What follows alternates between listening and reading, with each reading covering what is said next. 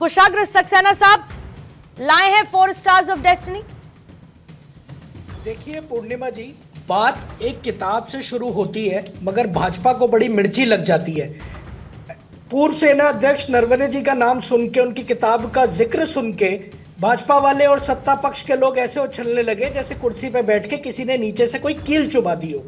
आखिर मुद्दा क्या है? मुद्दा है नेशनल सिक्योरिटी का। क्या एलओपी जो है, नेता प्रतिपक्ष, लोकतंत्र की एक मजबूत आवाज, विपक्ष की मजबूत आवाज, विपक्ष के प्रतिनिधि हैं, और अगर वो नेशनल सिक्योरिटी से जुड़ा मुद्दा जो वो अपने घर से तो उठा के लाई नहीं, पूर्व सेना अध्यक्ष जो उस समय उस दौर में, इसीलिए तो मैंने पूछा सक्सेना साहब किताब लाए हैं, घर से नहीं उठा के लाए। राहुल गांधी, मैं भी मानती हूं आपकी बात, घर से उठाकर नहीं लाए, इसीलिए मैंने पूछा कि किताब लाए हैं, कौन सा पन्ना खोलूं बताइएगा। मैं तो कह रहा हूं किताब अगर सरकार इजाजत दे दे, सरकार अपनी अटकलें हटा दे, किताब को प्रकाशित होने दे, और तो सरकार प्रकाशन का आंदोलन, कांग्रेस किताब प्रकाशन का आंदोलन, सरकार जिसको भी रोके या जिस भी वजह से फॉर व्हाटएवर स्टैंडर्ड्स कोई भी किताब अगर पब्लिश नहीं होती है तो कांग्रेस अब उसके लिए आंदोलन चलाएगी, कहेगी नहीं सारी किताबें पब्लिश होनी चाहिए, हम सारी किताबों का जिम्मा उठाते हैं। पूर्णिमा जी, बात किताब के पब्लिशिंग का नहीं है, मुद्दा है बात तथ्यों का है, और बात अगर किताब की हो रही है उस किताब के प्रकाशन का इसीलिए है ताकि उसे एक ठोस आधार बनाकर चर्चा को आगे बढ़ाया जाए। किताब अगर पब्लिश हुई है तो उसमें लिखी हुई बातों का एक ठोस आधार हो जिसके लिए उस पर चर्चा की जाए। बात तो ये है चर्चा की जाए, क्योंकि पूर्व सेना अध्यक्ष अगर अपने साथ घटित कुछ वाक्यों का जिक्र कर रहे हैं तो सरकार ने जैसे, चलिए लेट्स कोट सक्सेना साहब, किन बातों का जिक्र है बताइए। बातों का जिक्र यह है कि किस तरीके से सरकार का जो लचर व्यवहार जो सेना के प्रति रहा, जब सेना की मीडियम आर्टिलरी फायरिंग को तैयार थी, चीनी सैनिकों की गतिविधि को रोकने को तैयार थी, क्यों 2.5 घंटे तक सेना अध्यक्ष को आदेश को ना दिया गया, और क्यों उन्हें मजबूर किया गया कि वो कोई भी आदेश ना ले पाए? अगर सेना अध्यक्ष को आपने लास्ट में यही बोलना था, ठीक है जो चाहे वो करो, तो क्यों 2.5 घंटे तक हमारे सेना अध्यक्ष को रोका गया? हमारी सेना पूरी तरीके से सक्षम है और उस समय भी सक्षम थी। एक तरफ हमारे सेना अध्यक्ष फंसे थे कि उनकी जो कमांड है वो फायरिंग करने के लिए तैयार बैठी है, और लचर से, और जो हमारे ये 56 इंच का दावा ठोकते हैं, चाइना का नाम आते ही इनकी जो भयभीत होने की जो दशा है वो सारे देश के सामने नजर आ जाती है। क्यों ये 2.5 घंटे तक कोई फैसला नहीं ले पाए? बार बार सेना अध्यक्ष ये फैसला लेने के लिए बोलते गए कि मेरे लिए आदेश क्या है। राजनाथ सिंह जी के पास कोई जवाब नहीं था। क्या रक्षा मंत्रालय के पास इतनी भी ताकत नहीं बची कि वो प्रधानमंत्री से बिना पूछे कोई फैसला ले और सेना अध्यक्ष को ये खुली छूट दे कि सेना, आपके सेना को पूरा हक है उस पूरे प्रकरण में अपनी कार्रवाई करने का, और सरकार पूरी तरीके से सेना के साथ खड़ी है? क्यों 2.5 घंटे रोका गया? अगर ये किताब सामने आएगी तो ऐसे कौन से सरकार के लचर व्यवहार है और लचर आदेश है जो नहीं दिए गए सेना को, उनकी कलई खुलेगी। रोहन गुप्ता जी, लास्ट में कुशाग्र सक्सेना जी ने एक बात तो कही कि जब अंत में इतना ही कहना था कि जो उचित लगे वो करो, तो ये बात तो ठीक है, उन्होंने कह दी कि कहा गया कि जो उचित लगे वो करो, मतलब एक काइंड ऑफ फ्री हैंड दे दिया गया उस समय कि जो आपको डिसीजन लेना है लो, लेकिन 2.5 घंटे का समय क्यों बर्बाद किया गया? बहस इससे ज्यादा, सिर्फ 10 सेकंड, अच्छा बोलिए, इसमें एडिशन है, 1 सेकंड, इसमें फ्री हैंड से ज्यादा अगर आप कोट पढ़ेंगे उस किताब का तो उन्होंने बोला है। नहीं सर, मेरे पास किताब नहीं है ना, मैं नहीं पढ़ सकती।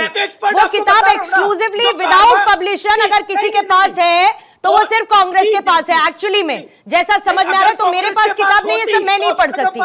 हम तो कह रहे हैं पब्लिश करने दीजिए, कांग्रेस उस पर एक प्रेस कॉन्फ्रेंस कर देगी। नहीं, तब आपका कॉपीराइट खत्म हो जाएगा ना, फिर सब पब्लिश हो जाएगी, सब पढ़ लेंगे, फिर कांग्रेस कैसे उठाएगी उस मुद्दे को?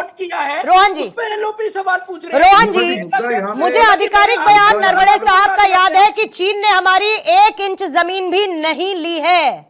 उससे पहले भी उनकी तरफ से कई बयान दिए गए जिसमें उन्होंने अलग अलग घटनाओं का जिक्र करते हुए कह दिया कि चीन को कम से कम ये समझ में आ गया, पीएलए को ये समझ में आ गया कि वो अपनी मनमानी नहीं कर सकता, दूसरे छोटे देशों पर अपने आप को हावी नहीं करने देगा। लेकिन आज कांग्रेस कुछ तो लेकर आई है जो आधिकारिक रूप से प्रकाशित नहीं हुआ, जिस पर उसको आपत्ति है।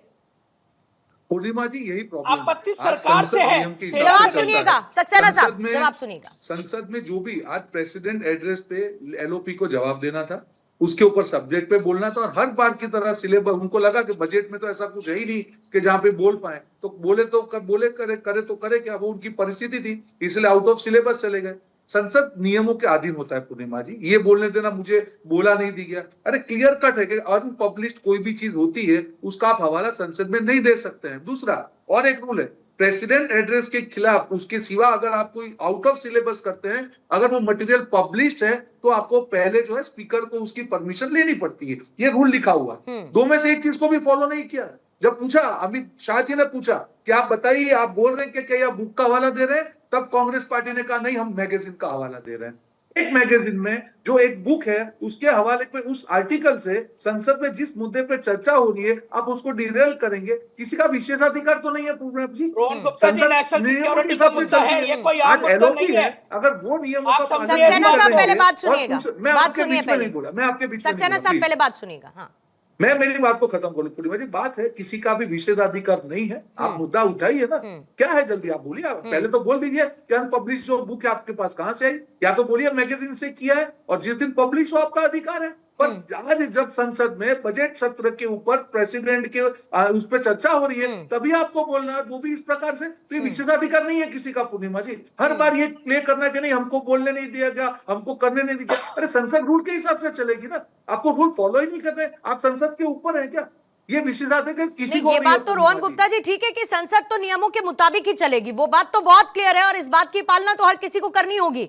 लेकिन बात ये भी है कि अगर मान के चलिए कि किताब प्रकाशित नहीं है, जो आप भी मानते हैं, ये भी मानते हैं, सब मानते हैं कि किताब पब्लिश नहीं की गई है, तो आप साफ तौर पर, आधिकारिक तौर पर यह बयान दे दीजिए कि जो राहुल गांधी कोट कर रहे हैं, क्योंकि उसकी कॉपी तो है ना अवेलेबल, कोट कर दीजिए। एक तो वो पब्लिश नहीं हुई, तो आप लोग आधिकारिक तौर पर ये कोट क्यों नहीं करते कि जो राहुल गांधी कह रहे हैं वो मिसकोटेड है?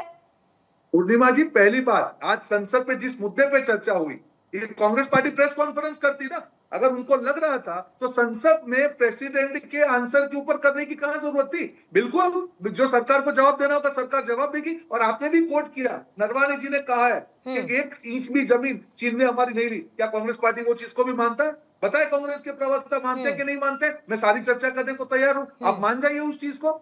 वो आपको नहीं मानना है और सिलेक्टिव आपको सिलेक्ट करना है। और उन्हीं के साथ में जो दूसरे ऑफिसर थे, उन्होंने अपनी बुक में स्पेसिफिक कहा, उन्होंने कोट करके कहा कि ये जो भी बात हुई थी नरवाल जी के समय में, एक बात बहुत क्लियर है कि चीन ने हमारी एक भी जमीन ली नहीं है। क्या कांग्रेस इस बात को हाँ बोलता है? मैं चर्चा करने को तैयार। ठीक है, लेकिन इस तरीके के मुद्दे को सियासत में घसीटना, कुशाग्र साहब, आपको नहीं लगता कि ये भारत की कूटनीतिक स्थिति को कमजोर करता है? और खास तौर पर जब मुद्दा राष्ट्रीय सुरक्षा का हो, तो कम से कम सत्यापन, आधिकारिक, ये सब शब्द मायने रखते हैं कि नहीं रखते हैं?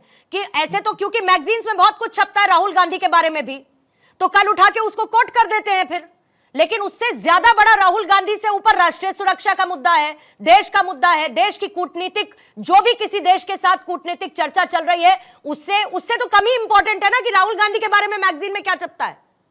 पूर्णिमा जी, मैगजीन में तो डिवाइडर इन चीफ को लेके भी बहुत बातें छपती थी, मगर बात जब नेशनल सिक्योरिटी की आ जाती है तो देश के सामने सरकार ने लगातार झूठ बोला है। 17 जनवरी को, जब 15 जनवरी 2020 को गलवान क्लैश के दौरान हमारे देश के 20 जवान शहीद हो जाते हैं, 17 जनवरी 2020 को राजनाथ सिंह जी आके कहते हैं दुखदपूर्ण घटना है, और 19 जून को 2020 को प्रधानमंत्री जी बोलते हैं ना मेरे देश में कोई घुसा है, ना कोई आया है, ना कोई घुसाया है। तो फिर वो गलवान का क्लैश कैसे हुआ?